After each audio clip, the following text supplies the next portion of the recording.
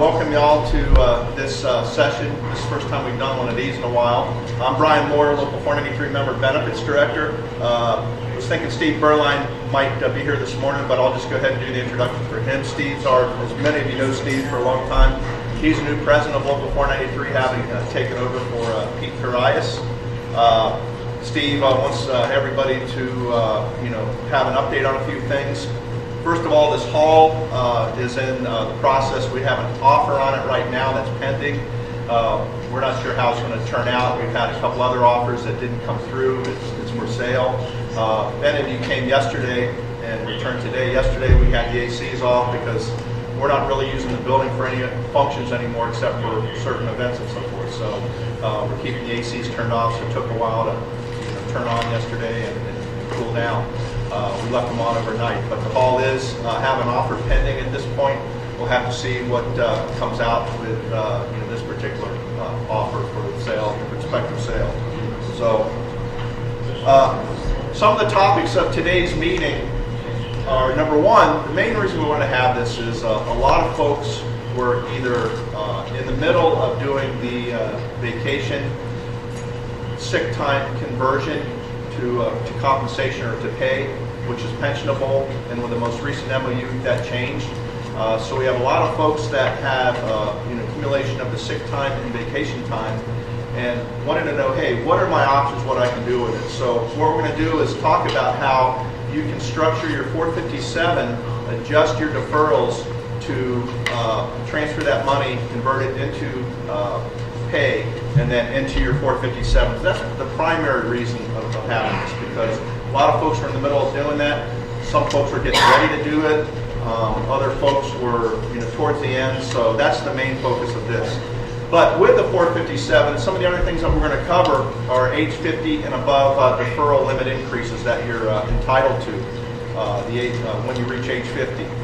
Also, when to use the catch-up provision, and that's probably even more important than ever before, and what those limits are because of the changes that have taken place. It's always been there, but folks may not have utilized it or may not have really been aware of how it works. Okay, now you need to put on your reading glasses because the font's a little bit different. At retirement, you'll have comp time, vacation time, and sick time. And what do you do with that? Well, you got a couple options. One, you can take a check and pay significant taxes on it. But the other thing that you can do is especially the vacation and comp time. And that's really important because there was a change within our 401A plan recently regarding vacation and comp time. And one of the things that came out of it from working with the IRS, getting our 401A plan approval is vacation time and comp time are no longer able to be rolled over into the 401A at the end when you are terminating employment.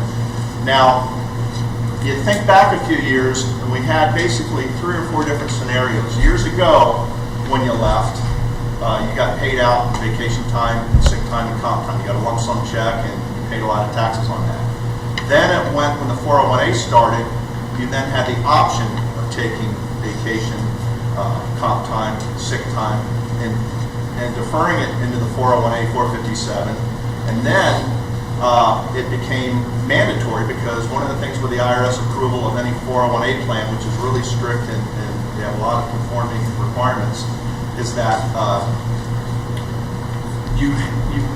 they didn't want you to have any options. So we had that option provision that was taken away. So anybody left had to roll everything over into the 401A plan. Now the IRS has said they haven't approved our plan yet. We're getting down to the short strokes and when that will take place.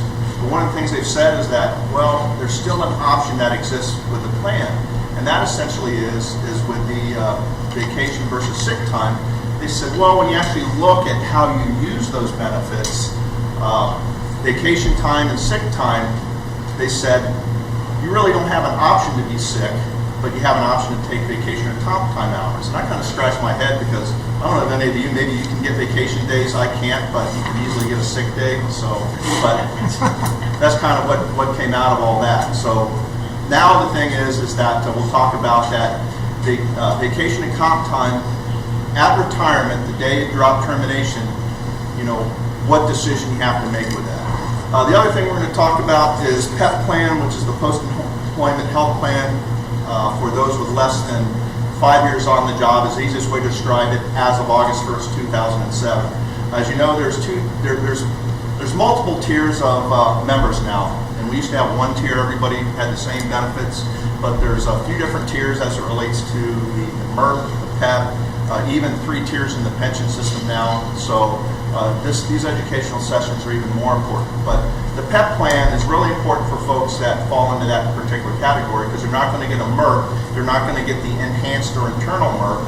And when you look at what healthcare premiums are for our retiree healthcare plan, they're in excess of $2,000 a month or thereabouts. So when you throw in the subsidies and the internal MERPs, those make a huge difference. And then the other thing at the very end, it's important that you stick around for this, is that I'm going to give you an update on the City of Phoenix Pension Reform Initiative and what its effect will be on Local 493 members if it's passed. And some things you need to know about that is that you're going to have to engage on this one. This is a major battle, and it was originally, the folks that wrote this thing, it was kind of directed towards civilian employees in the civilian retirement system, but it's going to affect public safety as well, those folks that are in PRS. So we have to step up for this. It's going to be a major campaign. The polling has just been done over the last few days. I don't know what those results are, which is going to boil down to, hey, what the message is going to be on this particular issue, what message is going to be taken to the streets, and there's going to be an organized campaign on this. So everybody is going to need to engage on this, because as you'll see at the very end, it's going to affect active members and it's going to affect retirees. I guess just in essence, everything we're going to talk about today is going to go away if that passes in short, but I'll cover this in more detail. So at this point, talk about a couple other issues right now. 401A changes to conform with the IRS issues, I kind of mentioned that. Definition of compensation, and another thing, separate checks. How many of you got a separate longevity check a few weeks ago? Okay. How many of you saw that your separate longevity check was greatly reduced from what you expected? Come on, I know I got a lot of phone calls on this, and so did a lot of other folks. For the first time ever, we've never seen this before, the longevity checks had your deferral taken out.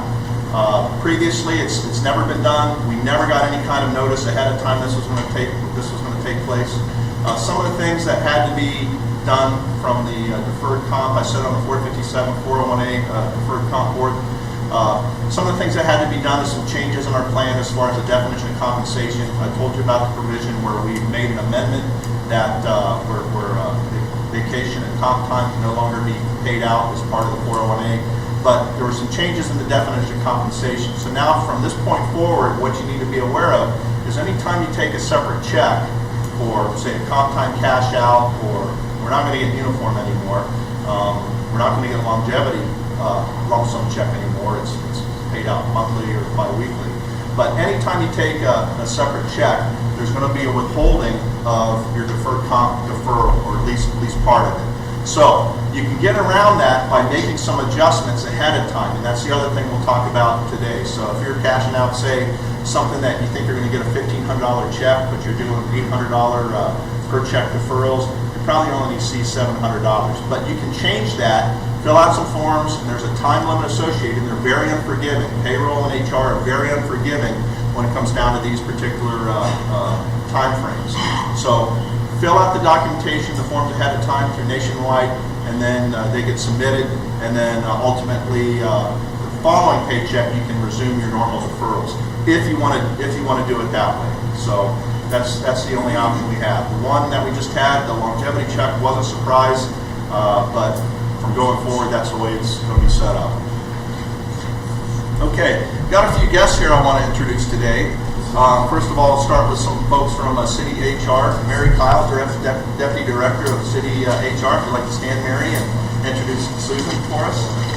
So Susan Coughlin is one of our newest benefits analysts, so she'll work on the DCP plan along with Dr. Shelba. So thank you guys for coming today. And Mary oversees all of our benefits, healthcare. I work with her closely. She's been a great ally for us in a number of different areas. She's worked with Pete and I on a host of different issues, been very helpful. Also on the healthcare end, and also overseeing the DCP and from the city HR perspective. So Mary, thanks for all the help that you provide us and assistance that you do from time to time. Next up, I'm going to introduce Bob Baker from Galloway Asset Management. Bob and that firm has been working with a number of our members, primarily from a financial wellness standpoint, as well as from the standpoint of the service purchases, helping to assist members with service purchase calculations, and making some good decisions as our 457 401A plan integrates with our DC, defined contribution plan, and the PSPRS plan. So Bob, you can stand up. Bob will speak at the end here about some issues that they see. As I mentioned yesterday, you can wake up in the morning and say, hey, I'm going to go down to city retirement, fill out my papers, and either leave that day or the next day or the end of the month, or enter the drop. But if you take some steps and talk to some folks and do some planning, there's a number of things that you can do to maximize your benefits and make some good decisions and not face some significant tax consequences. So that's one of the other purposes of this particular education. One of the main speakers I want to talk about, introduce today, is Kevin Whitting. Kevin's going to speak here shortly about the steps that you need to take in filing the paperwork and submitting it in order to change your deferrals based upon the changes that are taking place. If you want to start a deferral, stop a deferral, increase it, decrease it, change it because of, I told you about you want to take a separate check, but you don't want that deferral for your DCP taken out of it. Kevin will tell you how to do that, as well as the catch up, the age 15 and above deferrals, and all the specifics about our plan. And in the back we have Michelle Murphy, also from Nationwide. So many of you have met with Michelle from time to time for various issues regarding Nationwide. Did I get all of our guests? That's about that's right. So what we'll go ahead and we'll talk about that at the end. I got a lot to say. All right. So I guess what we'll do right now, I'm going to pass around a sign-in sheet. So if you guys wouldn't mind just signing in, your attendance today. This is pretty informal. So if you got any questions at any point on anything, just raise your hands. It's a participation type thing. We already got one, Todd. The deferral regarding the second or the separate check, the pay step, pay step thing, is that fall in that category? The pay step thing. The people that were shorted money on the another issue, not related to today. So I can't really directly answer that one right now. Plus, it's in the grievance process right now, and it's escalating, ratcheting up, so I can't answer that one. No, I don't know. And if I did give you an answer, it wouldn't be entirely correct. So I can't answer that one. And but whole nother issue though. So, any other questions before we get over this? Yeah. You have to take a separate check if you're passing in 20 hours. I don't think so. I think you can still do it on one check, or you can also request a separate check. Okay. Mary, is that anything that comp time cash out for city employees? That's a payroll question, probably. Okay, yeah, we can't really get an answer on that one, but typically it's been the same check, or if you specify a separate check. But just remember, if you do a separate check, that's where you're going to get hit with that deferral. So, okay. All right, so what I'm going to do is have Kevin start into his presentation now, where he's going to kind of go over the changes that we experienced. To help things out here, we have, at the end here, you'll be able to pick up a new MOU booklet, but there's a couple strings attached that I'll discuss at the end. But we'll read a couple provisions as Kevin gets started here. All right, we'll start with sick time. Effective July 1st, 2014 and thereafter, an employee who has accrued 1,286 hours or more of unused sick leave may elect to have 168 hours for a 56-hour member or 120 hours for a 40-hour unit member paid out in a lump sum. Any unit member may only elect to exercise this benefit 3 times in their career and not more than 1 time in the fiscal year. So this is the provision that replaced the annual or the monthly sick time accrual conversion that we had that was pensionable. So you can only do this 3 times in your career, and you have to have 1,286 hours of sick time, and you can only do the annual accrual, which is 168 hours. So is that calculated as straight time? It's probably going to be off your base hourly pay. Or what? I'm sorry, not your base hourly pay, what your hourly pay rate is. Same as it was before. Okay, that's sick leave? That's sick leave, okay? Because remember, what we had on the pensionability part of it that was pension spiking was, that monthly, you convert, once you had, I believe it was 2,400 hours, you could convert the monthly accrual, 14 hours, to hourly pay, and then that was considered pensionable. I see, so it's the same thing, you're just doing it. It's the same thing before, it's just being done, it's non-pensionable now, and 168 hours a year, so that's the change. Okay, now, the purpose is what we're going to do here is Kevin's going to tell you, for those folks that have those accumulations and got shut down in the middle of their, sellback or conversion. I don't really like calling it a sellback because it was really essentially a conversion to pay. Benefit was converted to pay, so we weren't selling back hours. You just were converting the accrual, the monthly accrual, to pay. But Kevin's going to tell you guys and girls how to convert that or transfer that over to your 457. Okay, the next provision is the vacation time provision. And what it says is, I'm reading it right out of the MOU, it's effective July 1st, 2014, an employee who has accrued 312 hours or more of vacation may elect to have 252 hours of vacation for a 56-hour unit member or 180 hours of vacation for a 48-hour unit member paid out in a lump sum or converted into their comp time bank.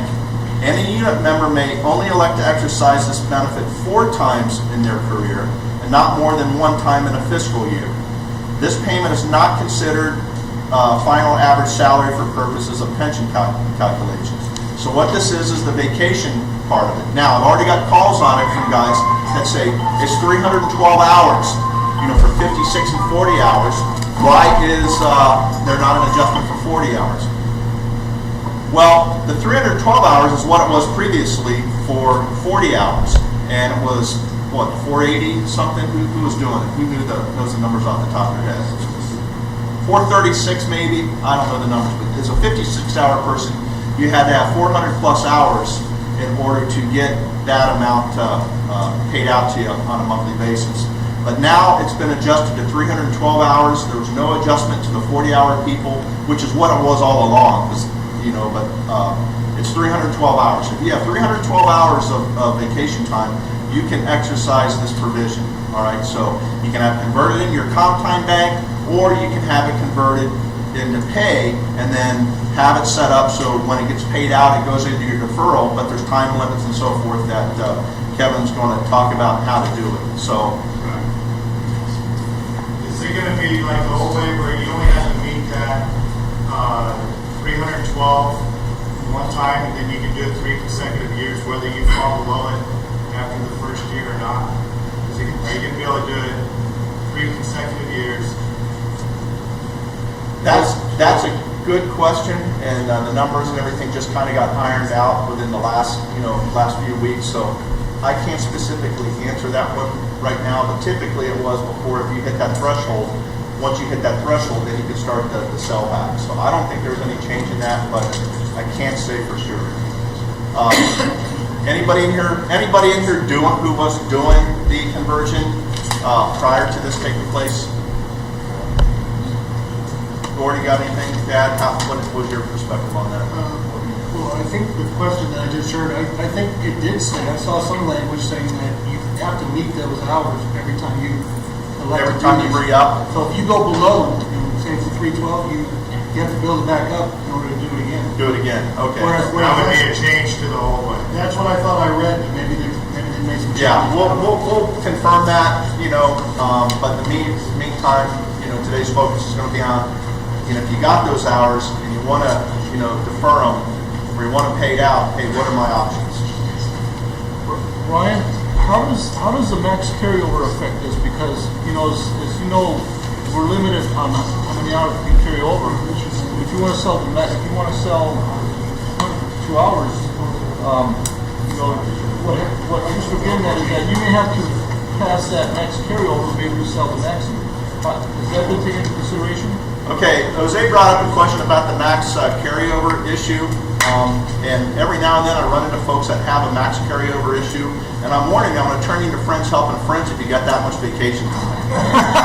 Okay, all right, but bottom line is, we had an extension on our max carryover. And one of the things is that we used to be able to do, it's frozen again for the next 2 years, that we could do a cash out, a couple times a year of accrued vacation time in a lump sum, but that's frozen for right now. So there's an extension in the cap, but once you get above that max carryover, you basically lose your benefit, that vacation time. However, as far as how it comes out to ultimately affect you, it may be that when we get that provision unfrozen at the end of this current contract, then you won't. There will be a reduction back to what it was before, and I don't have that number right off the top of my head. There will be a reduction back to the number before. Otherwise, and then anything in excess of that lower number you'll lose in the future. Mary? So here's the answer on comp time. So for comp time payout, this is from payroll. It says the goal is to have all of it paid on a regular check. The new self-service leave payout panels were designed to be paid on a regular check. So that's for comp time that you're asking to be paid for. It comes on a regular check. Comes on a regular check now? Yeah. Okay, so much for the second check provision that we used to have. So But you can still request on the second check. I can't answer that for sure. I'm trying to do things through email, but she said it's intended to be paid on a regular. we'll try to get that answer if you can't do the separate check at the end. Jose? And another question, so everybody's been reset back to zero, correct? Yeah, you were in the middle of doing this provision before, the sellback conversion, monthly sellback for increased pay issues. You're starting over again. It doesn't matter if you just completed the third year. It doesn't matter if you're in year one, whatever it was. So everybody starts over and can exercise these provisions. One other thing about this is that you can't do it in April, May, and June. So those are the blackout months. So you can do it any other month. So, but there's some time frames and time limitations that are a part of it, and Kevin's going to talk about that. Another question about this, Dana. One more thing about this, I'm sorry. It says, so you can do that 168 hours 3 times in a career? Or Yeah. So in a career, so I can do that 3 times this year and never do that. No, once a year, So once a year. no more than 3 times. So, right, in a career. And it's on your regular check, it's not separate check, is that correct? It's my understanding it'll be on a regular check, and this is where you'll get hit with taxes unless you change your 457 deferral, which is what the whole purpose of Nationwide talking about, the time frames and so forth, because they have the documentation that needs to be submitted to payroll. So, any other questions about that change in our benefits for sick time and vacation time? Okay, if not, Kevin's going to tell you how to do these deferrals and the other provisions, catch up, age 50 and above deferrals and so forth. So Kevin Whit. Thank you, Brent. Good morning. Good morning. So, pressing topic, we did this yesterday, and the topic that you all have as well is how do I convert the sick leave and the vacation. So let's start there before we actually get into my PowerPoint presentation so I can get all those questions answered. I know that's the focus of today. So, first thing I'm going to suggest you do if you're looking to take that leave and have it paid to you, call me. And why I say call me is because I'm kind of the first step in terms of getting that on your deferred compensation plan or getting that money deposited into your 457 plan. That is, if that's what you want to do. If you want it paid to you, then really the only additional step you need to do is go on to ECRIS. But we have different timing between Nationwide and your ECRIS system. So it's important that you start with me, tell me what paycheck you're looking to sell that or that leave time and apply it towards. And then what I can do is give you the time frame that you need to go into the ECRIS system. So logistically, this is 2 steps. It's contacting Kevin at Nationwide, telling me when you're going to be doing this, so that I can say, okay, let's apply it to this pay period. And then you will go into ECRIS during a specific period of time. And I don't know if this is going to be large enough to see well, but let me try this. This is what you will actually see in ECRIS. And it gives you some specific time frames when you would actually go into the ECRIS system to take that leave money and apply it towards your deferred comp or your check. And what you're going to see, because this part of this is pretty difficult to see, so let me walk you through an example here. Let's just say that you had called me and told me you wanted to have this applied towards your August 22nd paycheck. What you can do is at 8 a.m. on August 8th, you can go into the ECRIS system, that's a Friday, and you can put in that request. You have to put that in between Friday, August 8th at 8 a.m. and Friday, August 15th by 5 p.m. to have that applied towards your August 22nd paycheck. So that's what I mean by there's 2 steps to this logistically. And the first one is communicating with me that you want to do this so that we make sure that we have enough time on our end to apply it to the right check, and also that you have enough time to go into ECRIS and make sure that we can coordinate that process together. Does that make sense? Because I know it's 2 steps, it's unusual from what you're used to, but that's really the 2 steps that we're going to need to do. All of you as you came in, you received a packet, and in that packet, on the very front, is my business card with my cell phone. Use that and call me so we can get this coordinated for you. I have about 5 or 6 firefighters that are doing this on the August 8th pay. So we're active, we're ready to go with this, and I coordinated it with them.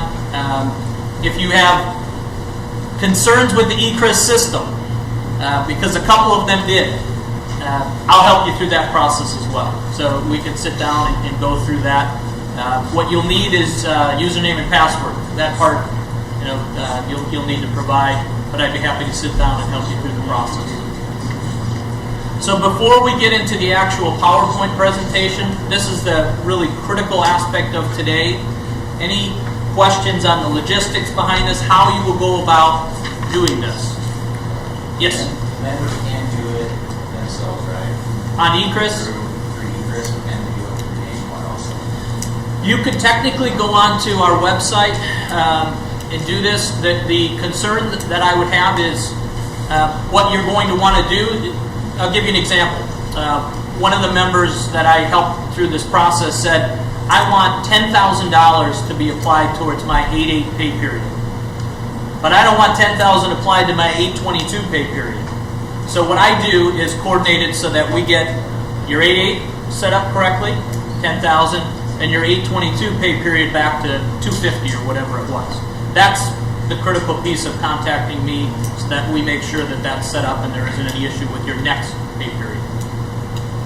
Other questions? What are you trying to accomplish by doing these forms? And you're trying to see on taxes? By getting that, so if you're going to apply this to your 457, this lump sum $10,000, you trying to, so is that tax deferred if you put it in the 457? Good question. So the why. Why would you do this? Well, if you put that money in your 457 plan, guess what? Tax deferred. So that's the reason behind it. Really increase that retirement plan. That's the why behind why you would want to do this. And it doesn't mean you take it all and defer it. I had one member say, I'm going to be getting $10,000. I want a couple of that, so I'm going to take $8,000. The majority got deferred, pre-tax, helping towards his retirement plan, and he got a couple extra $1,000 on the paycheck. So that's the why behind this is really getting that money growing tax deferred for you, reducing your taxable income, and helping you save for retirement. Now, one thing to point out is there's some of you that may be in this room that may are completely maxing out your 457 plan. I'm really happy for you. Okay, but some of our members aren't. So some of the things that we talk about today may not necessarily apply or benefit those folks that are maxing out their 457.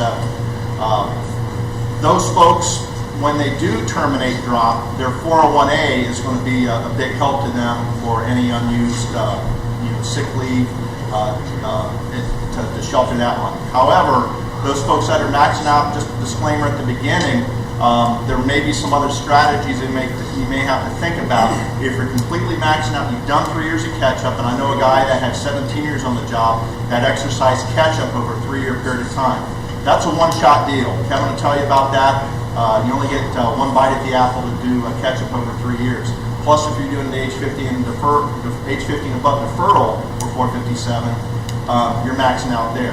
So, for those folks that may be in that situation, there's some other things you might have to think about. So, the bulk of this presentation is to focus on, hey, how can we make adjustments? What can we do if we've worked our whole career, saved up our sick time, did what we're supposed to do as good employees, have that vacation time that we were going to convert to pay over a period of time. Now what do we do with that? That's the main focus of today's presentation and why we're doing this. Great. One thing I'll piggyback on with what Brian said there. If you are one of those individuals that does max out the given year, so let's say you typically, you're over 50 and your maximum is 23,000. And I'm going to go through all of these numbers with you. But let's just say that you did this leave and you applied 10,000 towards your plan and suddenly you reached 23,000 and it was September. What we do is we shut it off for you. So don't concern yourself with saying, am I going to over contribute? We shut it off for you. We know when you turn 50, we have those demographics, so don't concern yourself with over contributing. We'll take care of that side of it for you. Before I get into the PowerPoint, though, any additional questions on the leave? Yes, sir. What months again are we able to catch? I know there are only a certain amount of months during the year that we can do this also, that 3 times and 4 times. Yes, so there's 3 months where you can't do it. April, May, and June. Right? April, May, and June are the blackout months. So 9 months. So 9 months. Yes. Other questions? Okay, so let's talk about the plans that we have available for you. So what I handed out to you today as well was a booklet, and that booklet looks like this. It's a green booklet, and it talks about catch-up provisions. And there's 2 different types of catch-up provisions that we're going to talk about today. And for those of you that are under 50, the maximum that you can defer is $17,500 in the year 2014. Now, for those of you that are earlier in your career, let's say you got 15, 20 years left, that number is going to go up. I started in this industry 14 years ago, and the maximum was about $8,500. So we've essentially doubled in the last 14 years. So this will not be a static number. Our hope is that that will continue to go up. That's kind of a Department of Labor IRS issue. For those that are over 50, your maximum is $23,000 for this year, 2014. Again, we expect that number would go up over time. And then on the 401A plan, you see a really big number there, $52,000 annually. Any guess as to when that might come into play in your career? Retirement. So we're going to talk about how that'll work at retirement, but that's essentially when you're going to be very happy that this is such a large number. During your career, it probably won't apply for most of you unless you're deferring a significant amount to that plan. So the 457 plan, the key here is that 3rd bullet point. There's no penalty for distributions taken after separation before age 59 and a half. So if you're fortunate enough to retire and you're 52 years old, fantastic. Whatever you've contributed to your 457 plan, whatever the city contributed to your 457 plan, is penalty-free withdrawal-wise. That is not the case for most plans. Most plans have an age restriction, so it's a really key piece to your plan that you have available for you. In terms of the 401A plan, the rules are a little bit different there. The rule states that you have to either be 59 and a half and separated service. That's the key with any type of distribution is you have to have separated service. But you have to be over 59 and a half to avoid that 10% penalty unless you'll be 55 or older in the year that you retire. So if you're 54, you retire in January and you turn 55 in December, that's fine, no problem.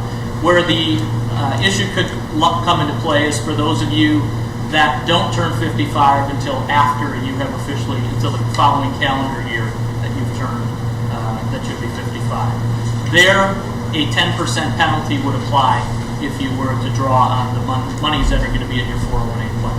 Kevin? Yes. This goes to the point of when you decide you want to go into the drop, to talk to some folks to plan, because if you decide, hey, I'm going to enter the drop at age 48, and then you're going to terminate drop at 5 years later, 60 months, age 53, with a little bit more planning, you may have adjusted your drop termination date by maybe a couple of years so you don't fall in this trap. I run into folks from time to time that made that decision and ultimately end up with some unintended consequences that they really can't get around. So this is where planning is really important, because your drop date is irrevocable. You can't change that. The other thing too that goes along with what your 401A deferrals or what your 401A limits are also a big deal, because depending on when you set your drop termination date, if you set your drop termination date, say in the first 2 to 3 months of, say, the next calendar year, and you want to do the full 60 months, that may be to your detriment if you have a lot of sick time hours, because you can only fill up your 401A, and you'll talk about the limits in a minute, the 401A limits, to how much of compensation you've earned that year. Now, you do have an additional benefit, which is a little bit, Kevin will talk about how vacation time and comp time can increase your allowable deferrals. But I'd say the good rule of thumb is that if you're making, say, $5,000 a month, and I'm going to make it real simple, and you're going to leave at the end of April or the end of March, that's $15,000. And if you have, say, $40,000 worth of sick time hours, okay, you can only put in $15,000, the amount that you've earned, $5,000 a month, into your 401A plan. So setting your drop termination date is also critical in your planning. Like I said, you can wake up in the morning and do whatever the hell you want, but in order to maximize your benefits, limit your tax consequences, do some planning. We have lots of resources. Thank you, Brian. So lean on me with those questions. Call me. I'm happy to come out to the station. Happy to meet with you at my office. It is important stuff. You want to make sure that you take full advantage of your opportunities in terms of the benefits that are available for you. Question? I just learned about that penalty the other day, like 52 to 59 and a half. How much do you have to have taken out of it before the government's going to tax you? Well, it's a 10% penalty on the amount that you're technically withdrawing.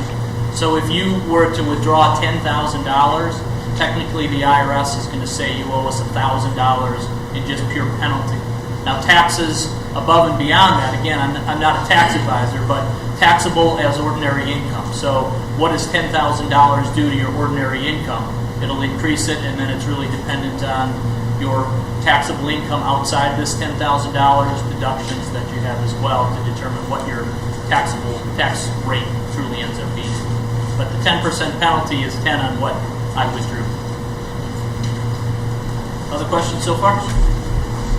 Yes? If, going back a step to sick leave and vacation, if you do sell that back and you have an outstanding loan with Nationwide, can you apply that money? No? Yeah, the question is, could I apply the sick leave vacation if I'm taking that and having it paid out towards a loan, and that is not an option. With loans, the option is to pay it back in full by a cashier's check or money order, or you have to stay to that same schedule that you initially had created. Yes, sir. What happened with the $600 if you're for the sell back, for your sick leave and stuff, you still have to pay that money that goes out and back to the city if you're taking out your sick leave pay? Let me answer that one. Are you talking about at retirement when you leave? Yes. The tiers or thresholds still exist at termination of employment or termination of drop. So I'll have to look them up right off the top of my head. There's 3 tiers. If you have 600 and some hours, then 1,200 hours and 1,800, and then there's the 2,400 hours. So basically, at termination of employment, termination of drop, you get paid 60% of all hours in excess of 2,400 hours. At 1,800 hours, there's like a deductible, and at 1,200 hours, there's a deductible. None of that changes.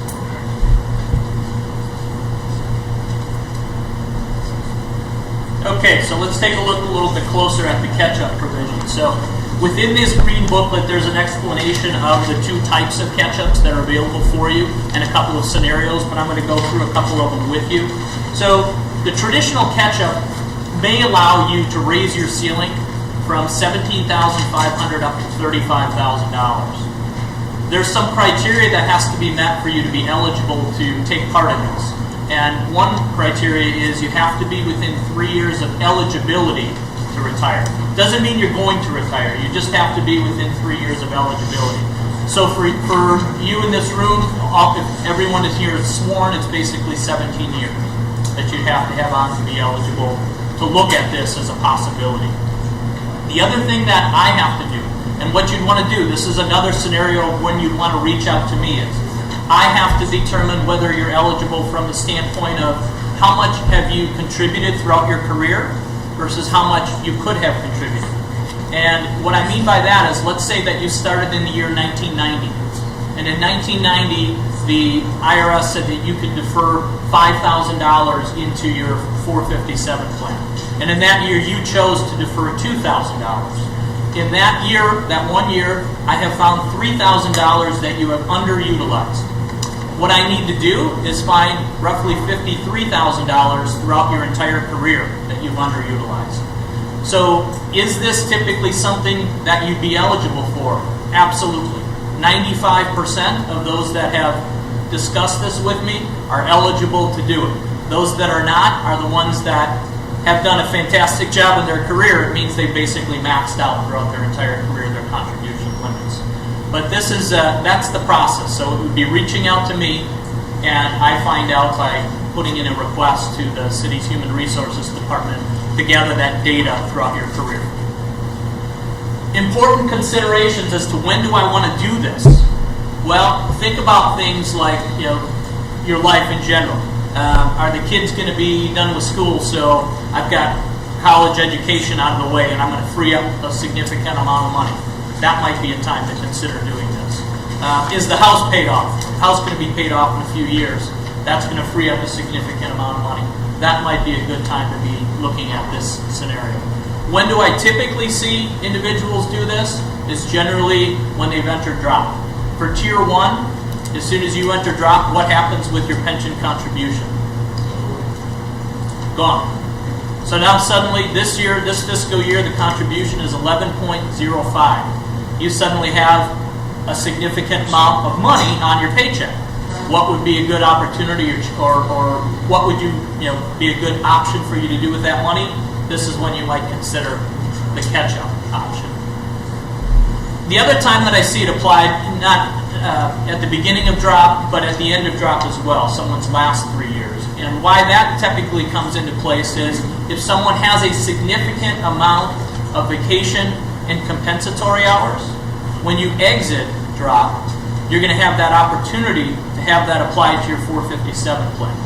And wouldn't it be nice in that final year to have a $35,000 ceiling to apply that to, so that Uncle Sam doesn't take that money from me and tax me on it as soon as I'm retiring? So those are kind of some scenarios to think about. Call me, we can talk through that as well. Another reason to chat about when to do this. The 50 plus catch-up, that raises your ceiling from $17,500 up to $23,000. Nothing for you to do. In the year you turn 50, this happens. So we have the demographic file that says you're going to be turning 50. If you turn 50 in December, technically you could have started this increase up to $23,000 starting in January. So it's automatic for you. What you can't do is participate in the 50 plus catch-up and the traditional catch-up in the same year. And going back to that traditional catch-up, the key there is it's 3 consecutive years. You can't pick and choose what 3 years that I want to apply this to. It's 3 consecutive years. So you want to be thinking about what 3 years am I really going to take the opportunity to maximize this option that I have in front of me and utilize it best. Now, do you have to do that? Let's say I enroll in this traditional catch-up. I know my ceiling is $35,000. Do I have to do that? Absolutely not. But if you don't utilize it, it goes away. Yes, sir. And I hear you say that if you're eligible for the traditional 457 catch-up, not the 50-plus one, I don't know how to do math, but let's say you do it from 47, 48, 49 because you're eligible for retirement, could you then do this one back? The 50-plus catch-up. Yeah. So the question is, if I do the traditional catch-up, I'm 47, 48, 49. I do the 35,000. The next year, could I participate in the age 50-plus? Yes, you could. So if that works out, that is the perfect scenario of being able to maximize these major contribution limits. So yes, once you're done with that 3-year time frame, if you're over 50, you'll be able to participate in the 50-plus. Brian, were you going to? So no one has a crystal ball about how things are going to be, what we're faced with today. But I told you before we had a member that in our normal retirement age in public safety for Tier 1 guys, there's 3 tiers in the pension system right now. Haves, kind of haves, and have-nots. And that's just the real simple analogy. Tier 1 are folks that make no contributions during the time that they're in the drop.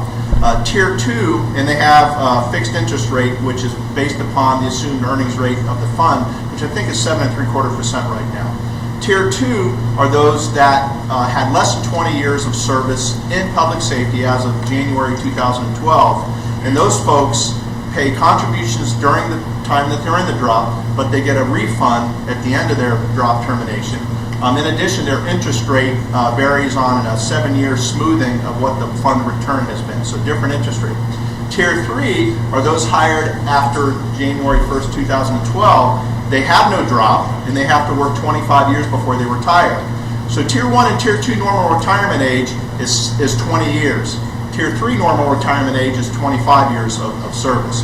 So to get into catch-up, I know a member that got into catch-up when he had 17 years of service. And he thought, hey, I have the money to shelter at the time. He was a single successful guy. So he did his 3 years of catch-up at the time. Hindsight being 2020, now probably would have been the best time as he enters his last 3 years of drop.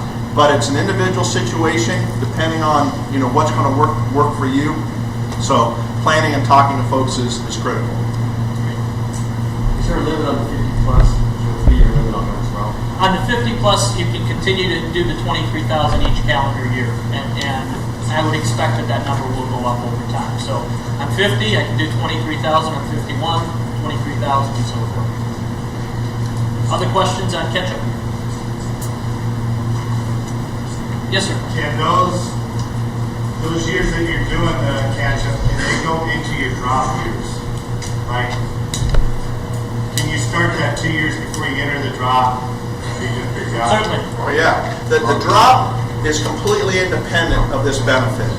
That's just like the drop is completely independent of any other City of Phoenix benefit because it's part of our state retirement plan that we're in. So completely independent.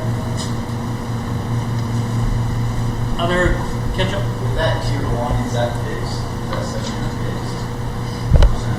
Well, it only changes when the Board of Trustees votes to adjust the interest rate. The question is the rate fixed for folks that are in Tier 1 of the pension system? And the answer is that the rate is based upon, under the law that was established when the drop was created, that Tier 1 members fall under whatever the assumed earnings rate is. So if the Board of Trustees of the pension system say, we're going to create this, or lower the assumed earnings rate to 4%, then it would drop as well to 4%. So it's not variable. It doesn't fluctuate like it does for Tier 2. If you're Tier 2 and you get that refund at the end, can you roll that in? 457 or 411? Probably not, because that is something separate from, it's not compensation. It's not coming from the city. So I would say no. Is that tax? Let's see. Your pension contributions are going in. No, it's going on a pre-tax basis. No, it's not tax. It would be tax if you had it paid out. It's almost like drop money. You know, you got to roll your drop account into a self-directed IRA or some investment vehicle, or else it's going to be taxed. And we'll touch on that briefly. Bob Baker will touch on that a little bit at the end. But you got 30 days from the time that you terminate employment to do something with that drop account money. Otherwise, they're going to write you a check, and you're going to be in a stratospheric tax bracket. Then the Republican National Committees will be contacting you to get a donor, because they're going to think you own a corporation, or want to limit worker benefits, and so. My wife doesn't know about this money, but I just learned about it, so I'm trying to figure out what to do. Right, I see the gears turning here. A lot of creative savings plans being worked on. Okay, let's switch gears to the 401A plan. So the 401A plan has three components to it. We're really not going to focus on the third, the supplemental component, because that's really for new hires. But you have the sick leave payout, special pay. That is mandatory at retirement. We'll talk about how that process is going to work. And then your fringe benefits. So for those of you that are Unit 5, the contribution limit for the fiscal year of July 13 through June 30th of 14, your contribution rate was 5%. As of this most recent pay on Friday, it was reduced to 4.55. So you will see a slight reduction there. And then fiscal year next year, I believe another half a point, quarter point. Yeah, that was part of the concessions in our negotiations, which was a reduction in the fringe in order to not affect our pay. So everybody's clear on that we did take a reduction in the city's contribution to our 401A plan. It used to be the fringe went into our 457 plan, but now in the last several years it's gone to the 401A plan. So slight reduction. Slight reduction on the 401A side of things. Just to revisit that the 401A rules when you do retire again. So the 401A plan states that when you draw on those funds, you either have to separate service, again you have to be over 59 and a half to avoid that 10% penalty, or you have to be 55 or older in the year that you exited or retired officially. There is a clause that if you take equally substantial payments, very complicated clause. I've only, in my 14 years doing this, I've seen 2 people actually have this work for them, that you can avoid that 10% penalty, but that would be something to visit with myself or Bob or Tamara over at Galloway to talk about if that, if you're in a situation where you think you need some funds from that 401A and you're trying to avoid that 10% penalty. The term is called equally substantial payments, if you're interested in looking into it. As far as the sick leave and how that process will work. So there was a change on this that Brian mentioned earlier. So compensation changed a little bit in terms of how it was looked at. So prior to April 1, compensation included wages. After April 1, this is for those from a retirement perspective standpoint. Now compensation includes wages, vacation, and compensatory leave.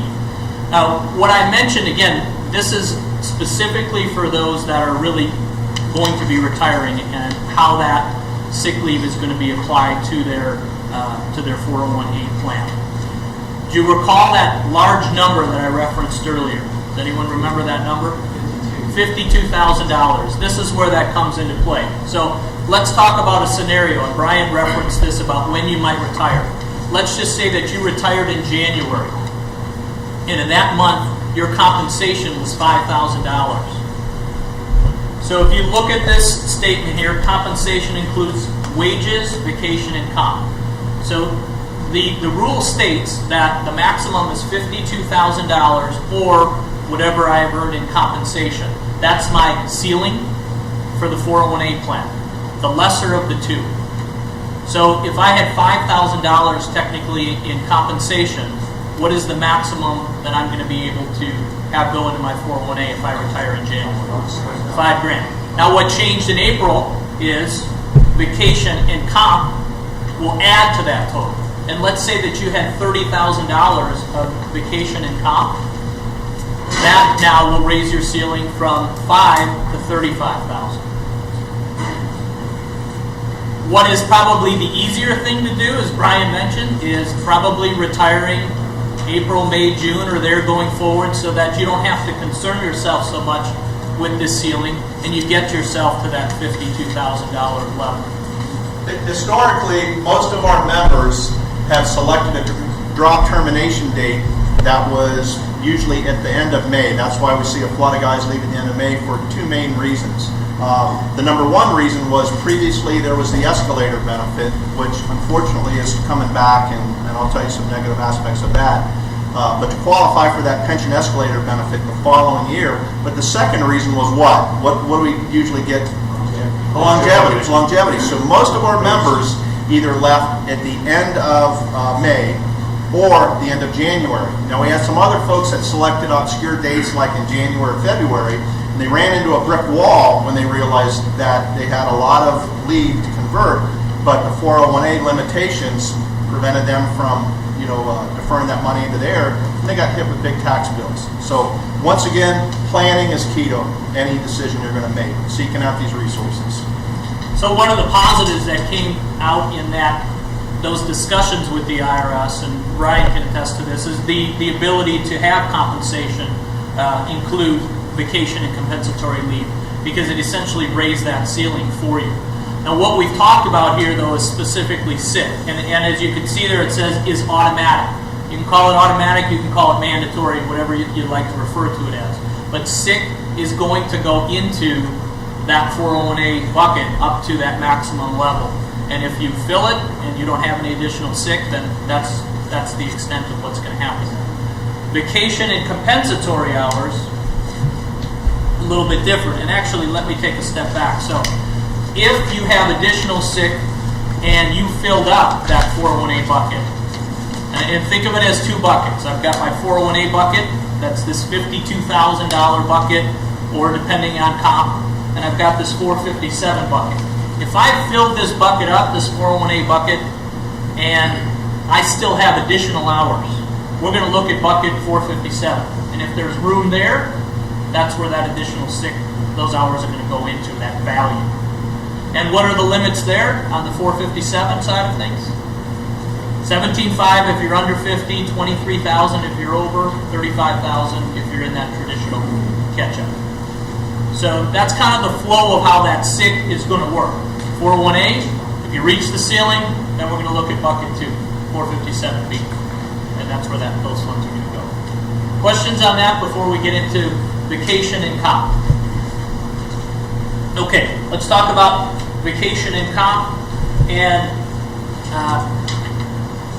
before I even get into that as well, let me reference one additional thing. If it turns out that you filled up your 401A bucket and your 457 bucket, we actually have a form that you sign.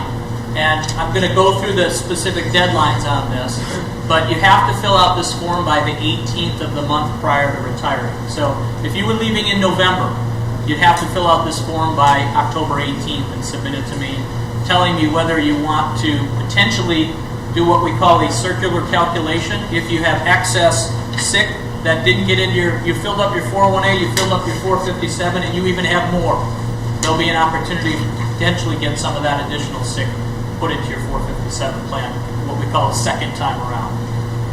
Or not only that, if you're not even faced with that situation, maybe you're going to cover this, but you have vacation and some comp time left over that you want to defer, you don't want to get paid out, you can set this up to defer that increased amount that you're going to be getting into the 457 subject to these limits. So that's the other part of this deal here, how you can do that. That's 1 month before retirement? Yes, so if you're leaving in November, you'd want to fill that form out with me by the 18th of the month prior, which is referenced on the bottom. How much in advance can you fill that out if you know that's... If you know what your date's going to be, you can get it to me a few months prior. This is critical. Payroll is very unforgiving. Okay, now I've dealt with a lot of issues, for members on a lot of different subjects on payroll.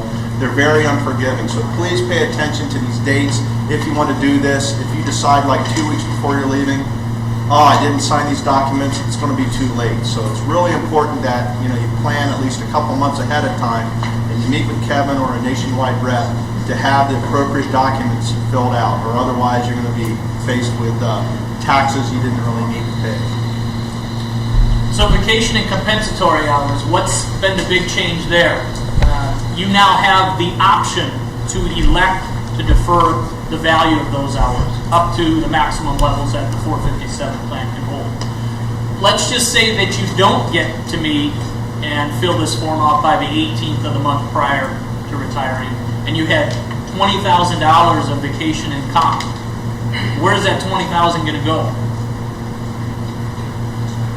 Check. You're going to get it, and you're going to be taxed on it. So it's really critical that you reach out to me. My suggestion, 3 to 6 months prior, if we haven't talked, call me and I'll come out to the station, or we can meet at my office. The pay component in terms of FICA applicability, you can see the numbers there. It's really depending on which plan, as well as when you were hired on, whether FICA will apply or not. The FICA not applicable to sworn officers on the 401A side of things for fringe, depending on when, if you're hired after April 1 of 1986. No other questions? I'm going to invite Bob Baker, Mike Galloway, and Tamara up here to say a few words and talk about some of the things that they've encountered in the course of retirement planning and some of their observations. I'm just going to talk about 5 minutes, so I won't be long, and then Bob's going to drill down on just a couple issues. I just want to highlight a couple of things we're seeing that if people don't get it right, it costs them a lot of money. So at the end of the day, how many in this room, after sitting through this class, feel like they've 100% got it down and they're done? No hands. Well, it is complicated and it's changing, and it's very difficult. What we're seeing is people retiring, not taking advantage of the benefits they already have, and losing tens and tens of thousands of dollars on a regular basis. Let me just give you a couple examples, and Bob's going to drill down on these. But basically, on the sellback, you have to meet to get your 60%. You have to get the top tier. There's guys leaving a month short of that, where if they had just stayed an extra month, they could have put a significant amount more money into their pockets. They just didn't know. People going into drop and then finding out they had buyback time. We've had people in our office to come in to try to buy back time, but they wanted to drop a month or two before that. You can't buy back the time. So these mistakes are being made over and over again, and they're costing people a lot of money. A couple of the questions I heard earlier today, somebody was talking about rolling their drop into an outside RIA. Depending what your age is and how you do that, you can be subject to penalties. And someone else had brought up how the payments work, and I think Kevin answered that you can make adjustments to your payments. That may not be the case if you roll it into an outside RIA. So there's a lot of moving parts here, and I want to tell you about a couple things that you probably don't know about. Raise your hands if you've heard that the City of Phoenix Fire awarded a contract for a financial wellness program. Anybody? 2 hands. Okay. Those are the smart guys in the room. Anyways, what the city foresaw a couple of years ago, and how long ago was this that you guys started on the financial wellness? Smart guy.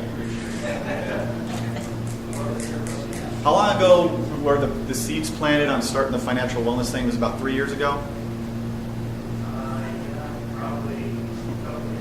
Yeah, so it's been a few years. Basically, I'm going to give you a 60-minute explanation of the program in about 2 minutes. Basically, City of Phoenix went out to bid for an RFP. Our company responded to that RFP, and we were awarded the contract. So you guys have a new program that's getting ready to roll out, and it's going to work similar in the fact that every year you guys kind of get your health checked up on. Well, this is going to be like an annual checkup for your physical fitness and your benefits. I mean, financial fitness and your benefits. Basically, some of the components of the program is going to be unlimited financial counseling. That'll be throughout the year. There's going to be annual training, and a lot of the things we talked about today I anticipated will probably be in the training module for this year, and that's going to be in your company battalion training modules. There's going to be workshops for buying back time. There's going to be classes and workshops before you go into drop to make sure you don't make a mistake going into drop. We have a reasonable percentage of people that are kind of, once they get into drop, then they're figuring out maybe they didn't do it exactly the way they should have. Maybe they should have bought back some time. Maybe they should have waited a little bit longer. Maybe they should have lined up their exit date with the COLAs so they didn't miss out on a COLA. So there's a lot of information out there, and the goal of the program is going to be to get all that information to you and get you the constant updates in a format that you can understand it and take advantage of it. It's kind of a shame for the union to negotiate all these benefits, and then on the way out the door they're not taken advantage of just because you may not be aware of some deadlines or some dates or some requirements. Pete Garias, your local president that just retired, spent a lot of time in the last 6 months trying to put this program out to an RFP. I was just back in Cincinnati at the IFF biennial convention. He actually got a Lifetime Achievement Award. And I don't know if you guys know this or not, but basically the International has picked up this Phoenix Financial Wellness Program as a model, and they're actually in the process of trying to spread that around the country now to different locals. Our company, Public Safety Financial Galloway, has also entered into contract with the IFF International, the Financial Corp, and to try to help roll this program out across the country. There's a task force that's been put together to kind of oversee this program. Pete Grice is actually on that task force, so he's going to be involved in a lot of this stuff, even post-retirement. We've been here a while. I'm not going to go into a ton of detail, but I'm going to let Bob come up and bring up a couple points. What I want you guys to take away from this is if you need help, give us a call. This program is going to be rolling out. I'm sure you'll be getting communications from the department. And when we did the beta test on it last time, we got a lot of positive reviews. The only negative feedback we got was the class wasn't long enough. So we've actually added a half hour to the class. So when you guys see it, I don't know if it's going to be in the fourth quarter or if it's going to be first quarter next year. That's up to the Fire Command staff and the training schedule. But it is coming soon to your department. Guys, I'm just going to touch on a couple things that Kevin touched on, just to reiterate a couple of them. First of all, one of the misconceptions with your buyback, you get 60 cents on the dollar after you reach a certain threshold. But you have to look at how you accumulated that time. You accumulated that time. Look at your paycheck over, let's say, a 25 or a 30-year career. You started out making X number of dollars and you finish up making quite a bit more. That's the way our careers went. So when you look at it, you're almost getting 100% sellback regardless of how you do your specific sellback. Like for instance, now that we can sell back sick time 3 times in our career or vacation time 4 times in our career, you got to be careful that we don't go below your threshold of getting the 60 cents on a dollar, because that number is so much bigger than what you're going to get 100% for. And we're getting that call. Tim Hill brought it up earlier. We're getting that call constantly right now. Well, I'm right at the threshold. Should I sell the time back? I can tell you the answer is going to be no, regardless of the rank. So if you're at your 2,400 hours and high enough to do your sellbacks, then go ahead and do them. But we don't want you falling below the 2,400 hour threshold. Go ahead. I was told about that once you reach that 2,400 threshold, that even if you fall below it, you still get paid at 60%. If you were to catch it out, you still get 60%. I don't believe that, Brian. What was that question? If you had 2,400 and you fell below it, you don't get the 2,400 sellback, correct? You have to be at it. or Correct, above it. you gotta be at 2,400 hours to get that full percentage. Now, 2,400 the or whole above. program, you fell below 2,400 while you were doing the 6-year sellback for sick leave, you could stay in the program.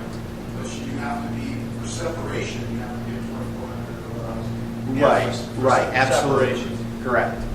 So what we're saying is if you're going to do a sellback for your dollar for dollar under your new contract, make sure you're at your max threshold when you leave.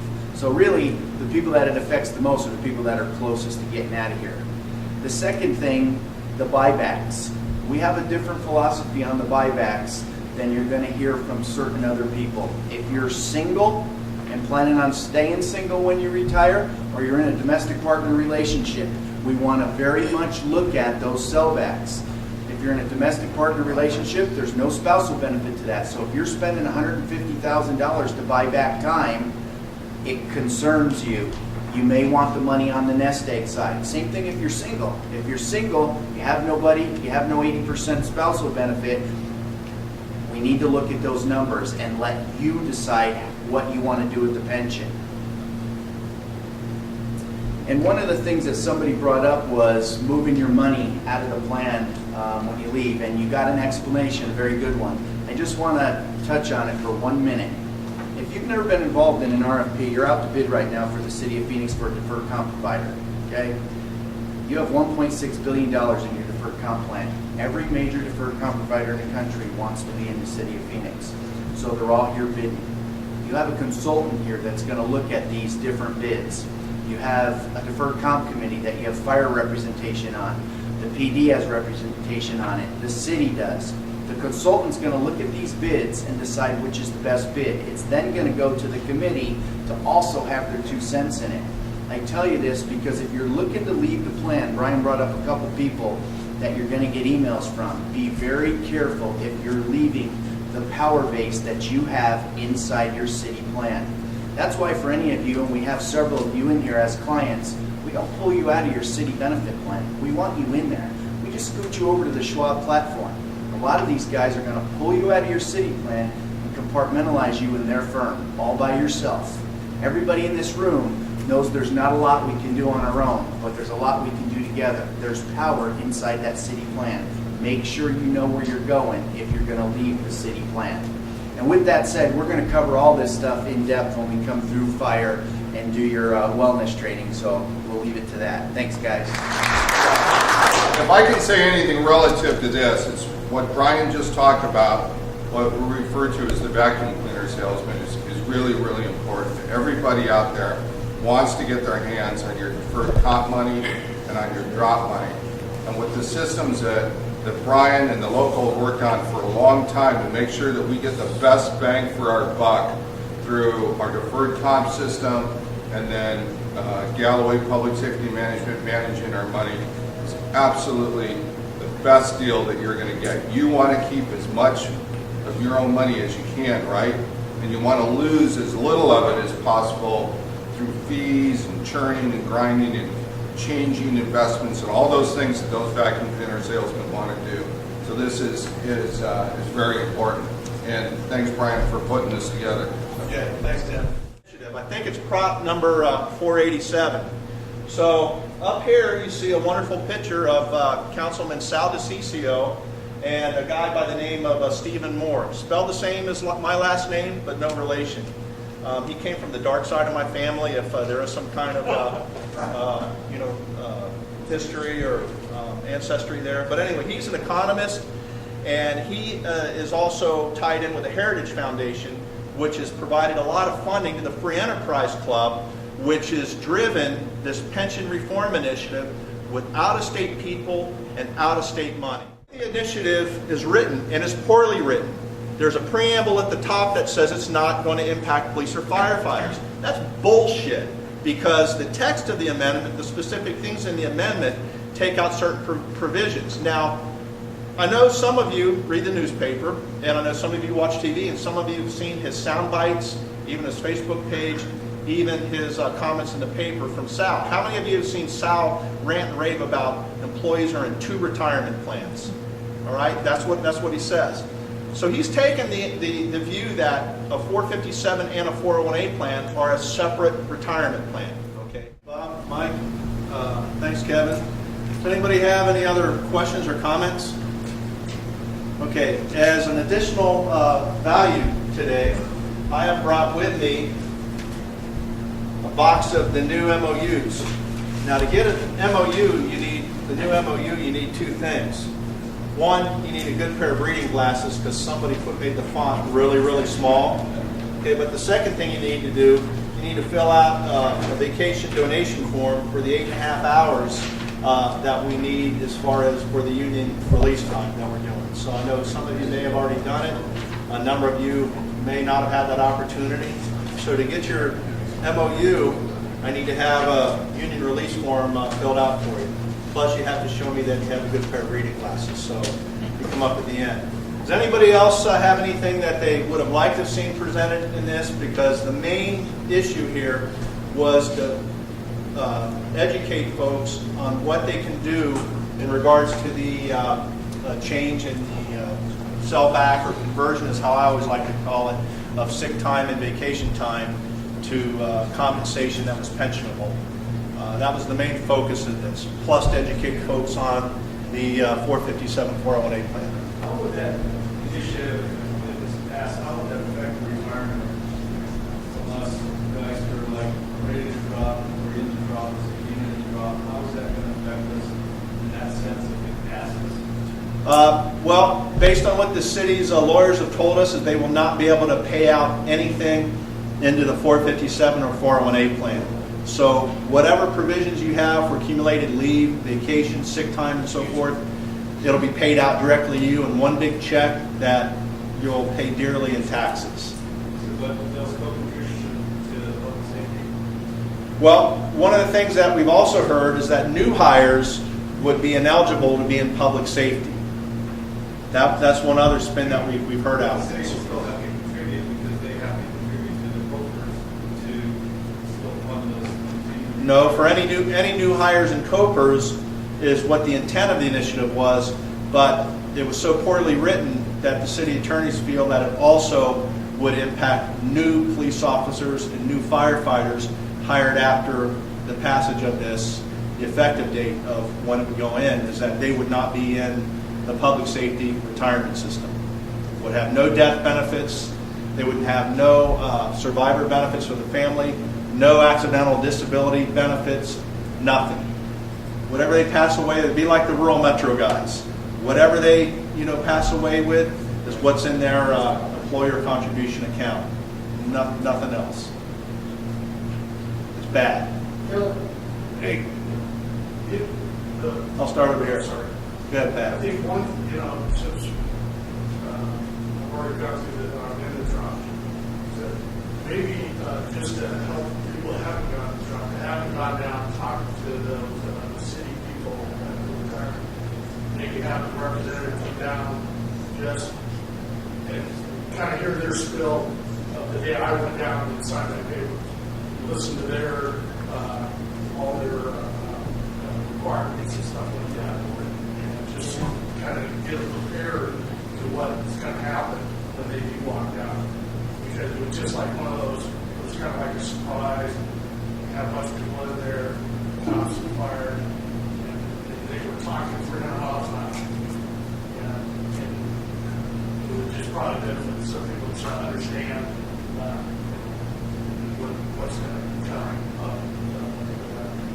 I'm a one-man show. I ride a truck like everybody else here in this room. Ideally, what I would like to do is anytime somebody goes down to the city office when they go to sign up for drop, and then when they have the drop exit meeting, is they come visit with us. Because there's certain provisions that as public safety folks, we enjoy even more so than PD, because we've got our own trust that pays out that $200 a month stipend. There's some tax provisions regarding health insurance that we can take advantage of, and they don't do a really good job of explaining that stuff down there. It's a large group, as Pat mentioned. So that's another part of the planning process too, visiting them ahead of time. They can do calculations for you ahead of time. You can also do your own calculations if you're trying to figure out ballpark what you're going to get. Just bear in mind, The city has been hit with a financial tsunami over the last few years, which means a great reduction in employees in all departments. Same thing for the retirement office. Things aren't being done as what we enjoyed 5-6 years ago due to the cutbacks in personnel. Hey, one of the components of the new wellness training program is there's going to be a monthly class for fire only, for coming out, for separating, and one for going in to drop, and then also one-on-one meetings to go through that stuff, not at 300 miles an hour. So, and then the only other thing I wanted to add is I did a tour as the chairman of the pension system at PSPRS. Brian Tobin is there now. Your pensions are under constant attack, and it's brutal. And they get blocked to the left, and they're going around the right. The only line of defense between you guys and losing significant benefits is the local, is the union, and the PFFA. And the threats are real. I mean, how many people here in the PAC fund, raise your hand? Okay, most of you. If you're not in the PAC fund, I'd really encourage you to consider that, because that's the money that's used to try to combat these guys. I mean, General President Schaeberger announced that the Koch brothers have $700 million in funding for this round. That's a lot of money. And they're hitting certain states that they think are vulnerable. Arizona's on the vulnerable list. You know, the only line of defense you guys have is that PAC fund, and then, you know, volunteering at the local once a year to pound signs or do the door knocks or whatever. But, you know, if we don't mobilize as a profession, they are going to mow us over. It's not if, it's when, because they get to come back every single year. So anyways, that's just the situation and the reality that we're in right now.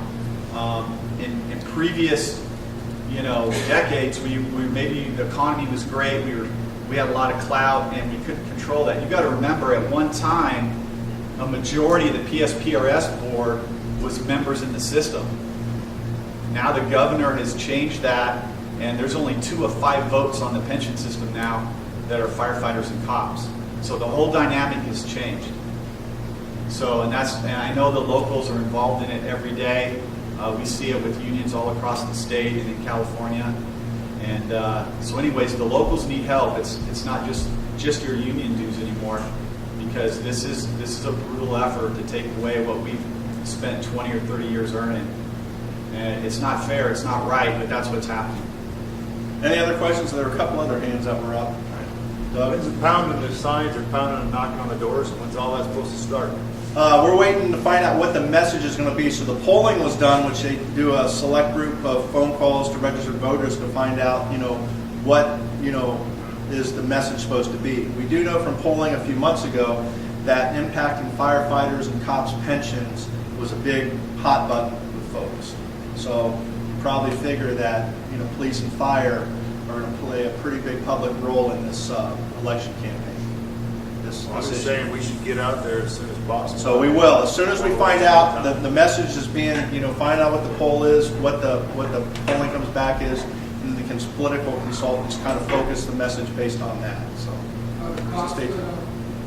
You know, the cops going to jump in, or are they going to sit on the sideline like they always do? Well, I've got 2 retired cops that I know of that are here, and there probably aren't, but it'd be safe to probably say that if there's 250 signs to be put up, and 50 of the cops will probably end up putting 250 signs up at the end of the day.